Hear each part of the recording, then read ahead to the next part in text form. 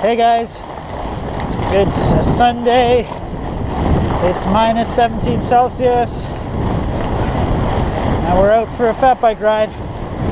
Today we're going to do a ride out to a old abandoned railway bridge. I actually did this ride yesterday with my brother, and it was well, quite a bit warmer than it is today. It was only a degree or two below freezing yesterday, but now it's closing in on minus 20. But we had an awesome ride yesterday. I said, you know what, this route will make a nice video. So I came out here again by myself to do it. The route is 31 kilometers.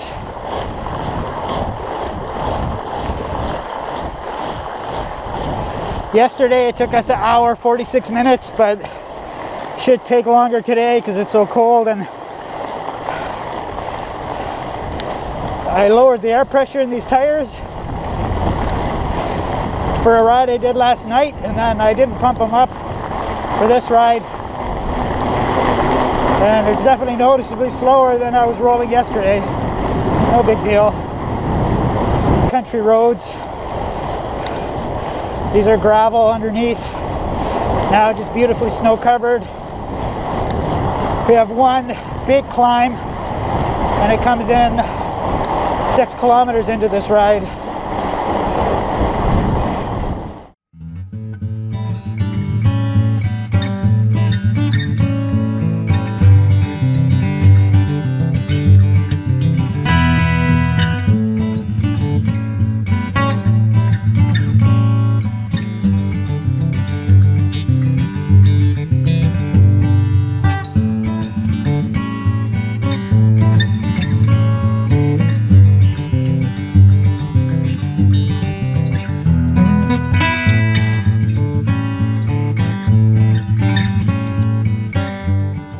So now starts a big climb, the only really big climb on this ride. Outside of this climb, it's all rollers.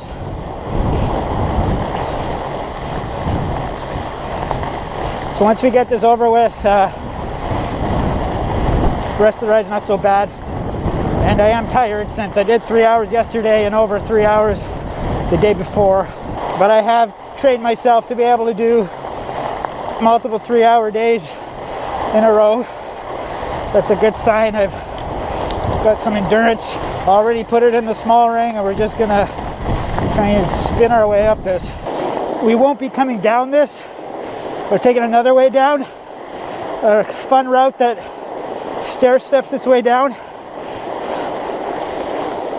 This part basically gains all the elevation in one brutal gravel climb, and the other way down stair steps its way down.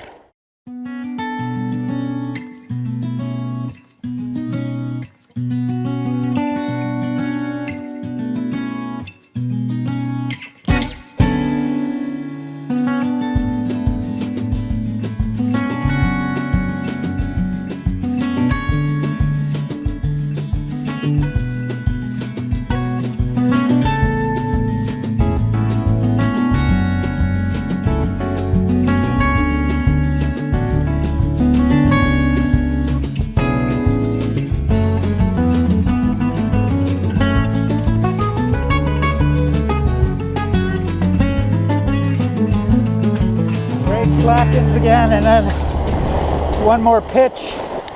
The snow is this crunchy kind of snow that it's got a fair bit of rolling resistance, and we let air out of the tires for a ride I did last night, and I didn't re-pump them up. So now we get into relentlessly rolling terrain.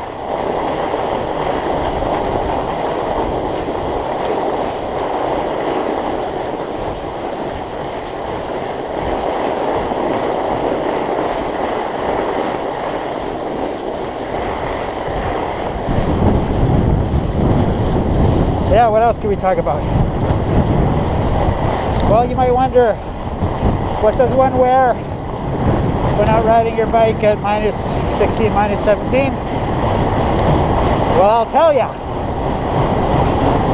Start with my feet. On my feet I have a mid-weight thermal sock that I bought from a bargain store. For footwear I have a pair of Solomon brand sport winter boots. So they're not super bulky. They're kind of designed for using in snowshoe bindings and walk-in and stuff. So they're lightweight but still warm. That covers my feet. And then my legs. I have a thin base layer Craft polypropylene long underwear, thin for moisture transfer. And then over top of that I have like a mid-weight polypropylene underwear that I bought from Walmart. Thought I'd give the cheap ones a try, and they've been working out. And then over top of that I have a pair of Pearl Izumi windproof, waterproof nylon pants. So no insulating qualities other than they are there to keep the wind off of us. And then, oh yeah, I have a pair of cycling shorts on.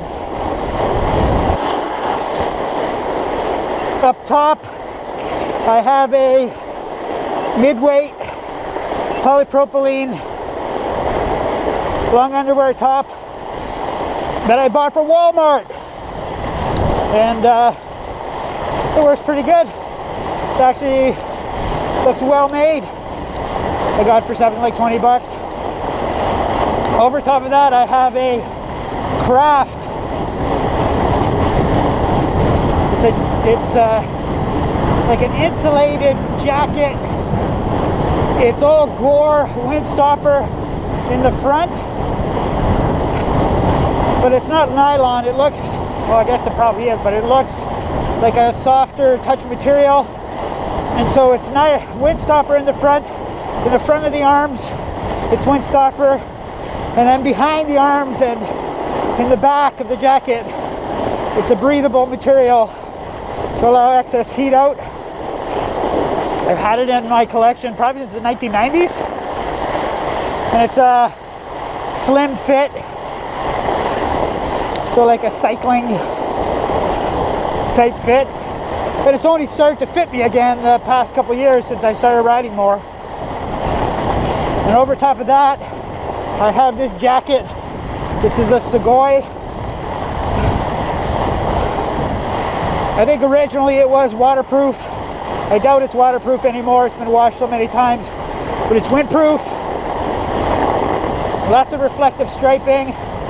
It's slightly oversized, so you can fit quite a few layers of stuff underneath it. And it has a really nice, easy to use pit zip. So yesterday I ended up undoing the pit zips, and yeah, it makes a noticeable difference. Really glad to have them. On my hands, these are actually snowmobile gloves.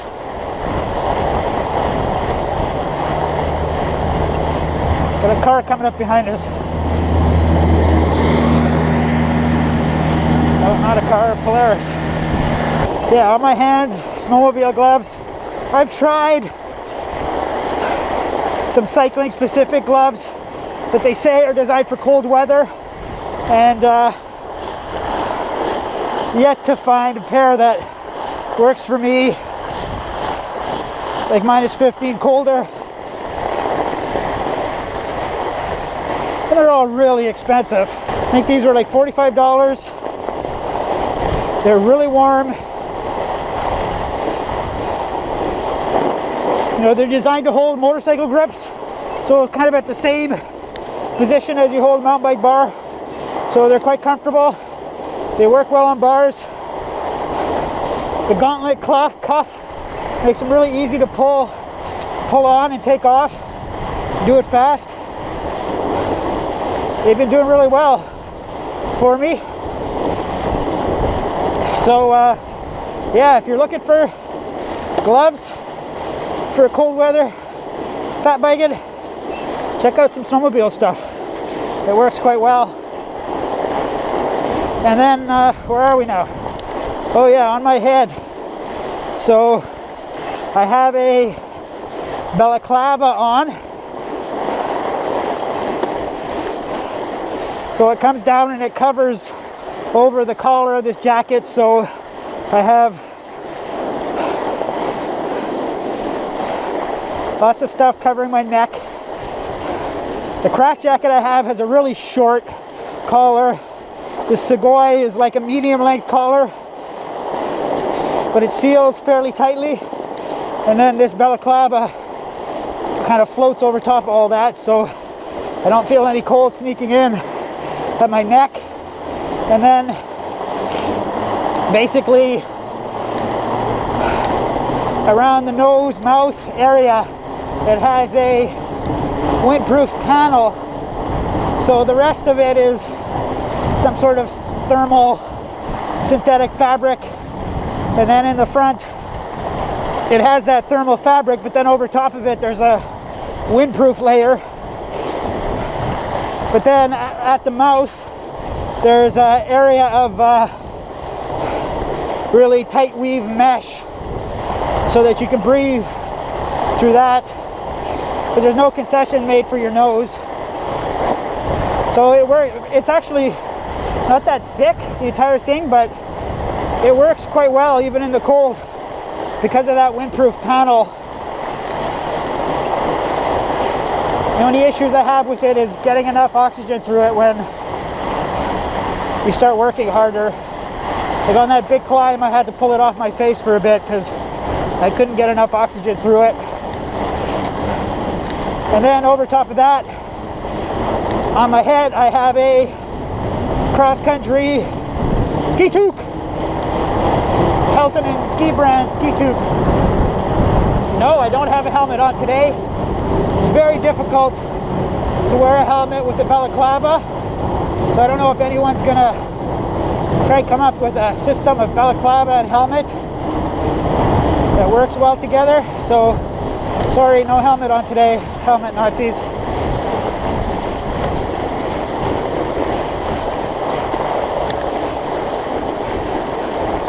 So that covers, I think, everything I'm wearing.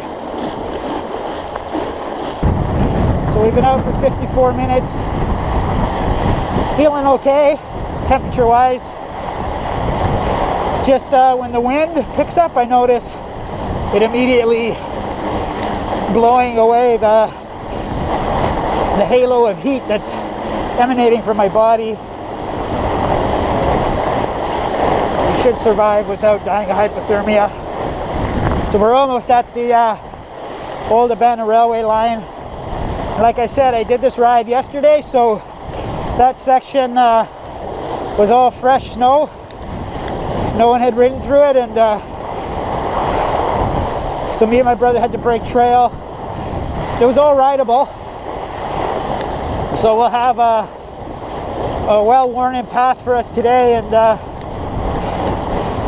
it should have hardened up too, so it should be nice to ride through. So I'm going to stop and change batteries in the camera because it's already almost dead, and we've only been out, haven't even been out for an hour yet.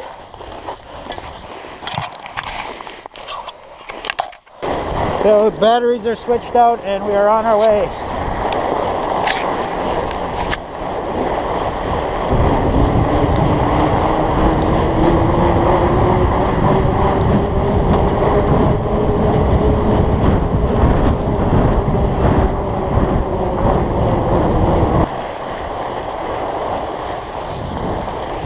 So here it is, the old part of the old Grand Trunk Railway.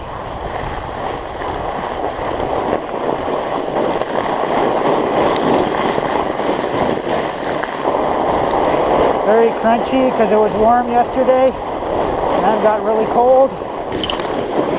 So these are our tire tracks from yesterday.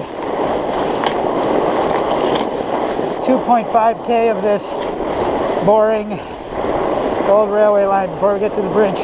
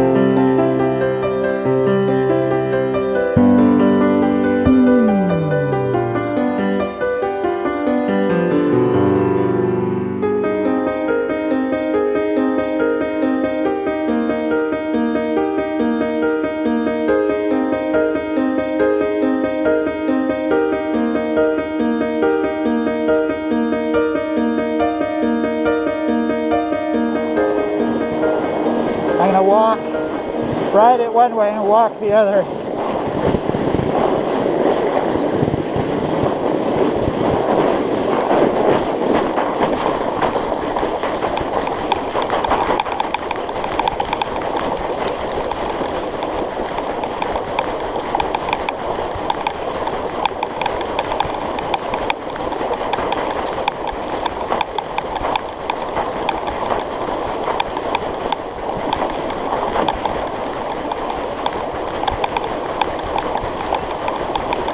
And there's a few spots where the gap is wider than normal, which is not fun.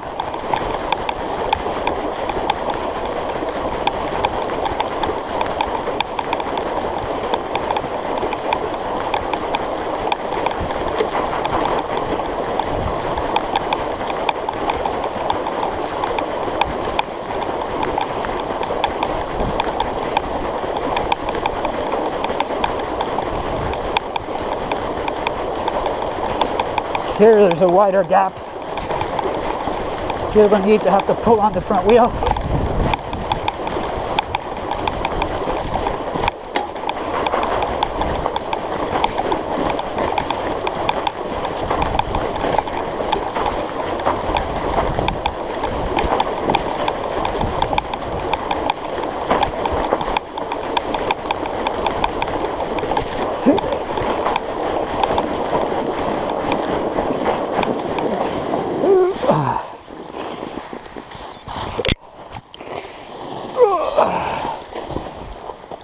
So 100-plus-year-old Grand Trunk Railway Bridge.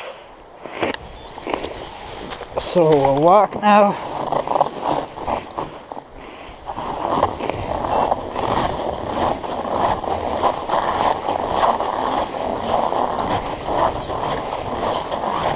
And we'll check out the view once we get halfway or so.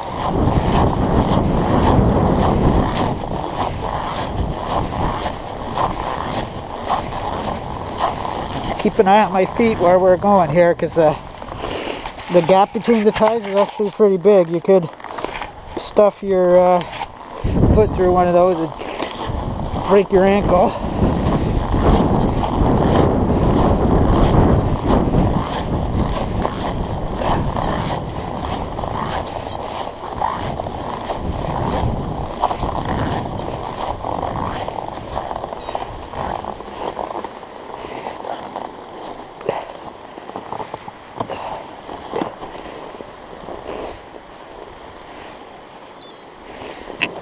Yeah, so here's the view.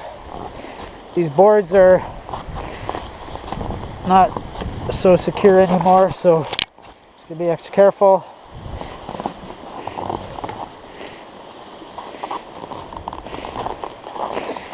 I think this is the Kaministiquia River. I'll have to double check because it flows into the Dog, or the Dog flows into this one. I forget how they say it.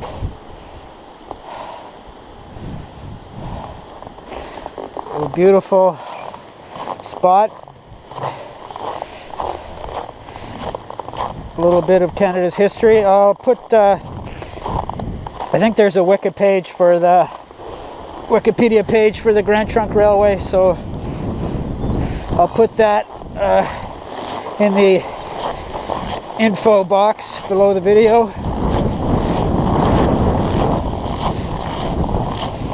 My toes are starting to feel cold. We got about an hour to get back to the car, so hopefully we don't run into any frostbite problems. Oh, they're nicely spaced for walking for my stride. They're pretty much perfect.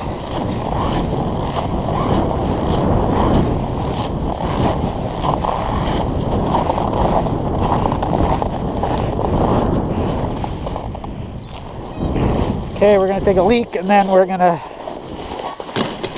head home. Take a drink. It's gonna be right around 2 hours. I don't actually have to drink. Quite hydrated, but we'll do it anyways.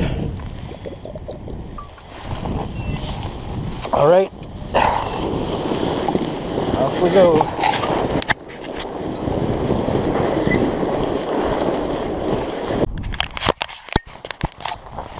Okay, we're all freshly batteried.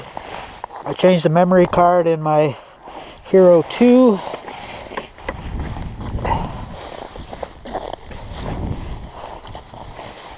Hopefully have enough battery life to get us back to the car, but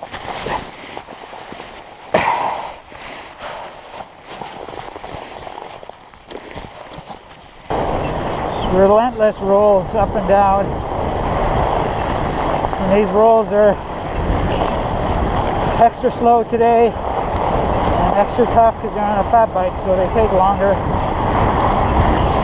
Essentially the hill becomes twice as long. Okay, so we're coming up to a high point. So now it rolls its way down.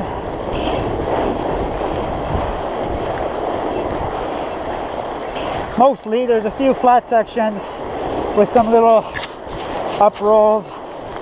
But in the summertime, this is awesome. You can carry a lot of speed for a good length of time.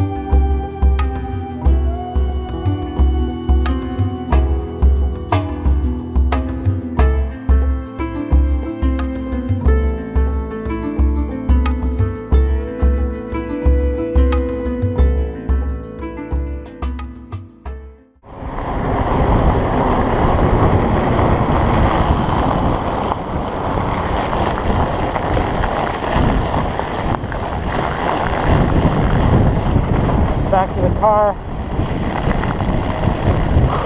So a day later, it's the exact same ride. It took 30 minutes longer than it took yesterday to do this ride.